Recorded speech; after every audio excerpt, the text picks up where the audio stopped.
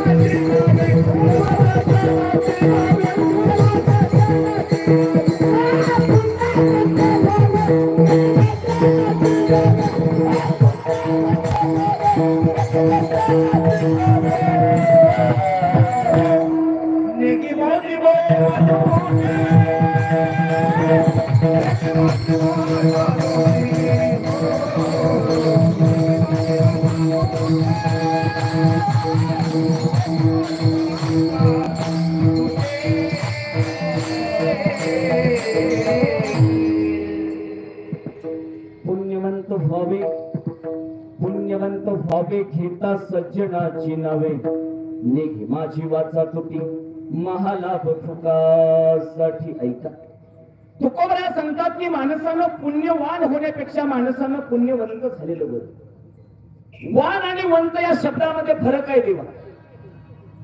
वान म्हणजे ज्याला मर्यादा आहे त्याला वान म्हणतात, आणि वंत या शब्दाला अमर्यादित. घराच्या समोर जर एखादं रांजण असेल पाण्याचं तर त्याला आम्ही जलवान म्हणतो देवा, का तर ते मर्यादित आहे. पण समुद्राच्या किनाऱ्यावरती गेल्यावरती त्याला आपण जलवंत म्हणतो, का तर तो अमर्यादित.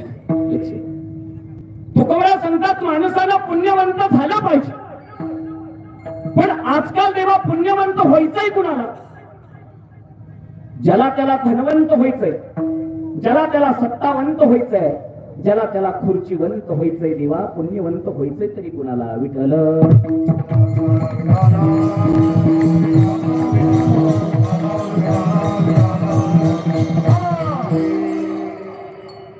ज्याला त्याला धनवंत व्हायचंय. थोडा इको कमी करता ना, बास दे जरा व्यवस्थित. ऐका, रिपीट कमी करा. आजकाल माणसाला पुण्यवंत नाही, तर आजकाल माणसाला धनवंत व्हायचंय देवा, खुर्चीवंत व्हायचंय, सत्तावंत व्हायचंय. बर देवा, पुण्यवंत होऊन तरी जीवनात काय फायदा आहे? कशाला कमवायचं पुण्य? तर कुठं तुमचं पुण्य उपयोगी येत आहे?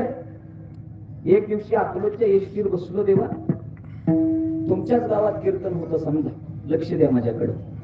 अकलूजच्या एसटीत बसलोय, अंगावरती पांढरा शर्ट आहे, धोतर आहे, उपारनं गळ्यात आहे,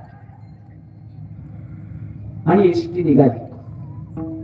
कंडक्टर माझ्या समोर आला, म्हणे तिकीट तिकीट तिकीट तिकीट महाराज तिकीट. मी म्हटलं कंडक्टर साहेब, मला मार्कडवाडीमध्ये फार मोठा सप्ताह कीर्तनाला जायचंय. बरं, मग तुम्ही जर मला तिथं घालवलं तर तुम्हाला अनंत जन्माचं पुण्य लागेल. कंडक्टर म्हणतोय बुवा, पुण्याचं परत बघू, आधी तिकीट काढा. म्हणजे ऐका, जे पुण्य एसटीत चाललं नाही त्या पुण्याचा काय उपयोग? लक्ष द्या माझ्याकडे. कशासाठी कमवायचं पुण्य? का कमवायचं पुण्य? सांगतो ऐक. जिथं धन गुडघं टेकवतं तिथून पुण्याची सुरुवात होते, एवढं मात्र लक्षात ठेव. जिथं धन गुडघे टेकवतं ना तिथून पुण्य चालू होतं.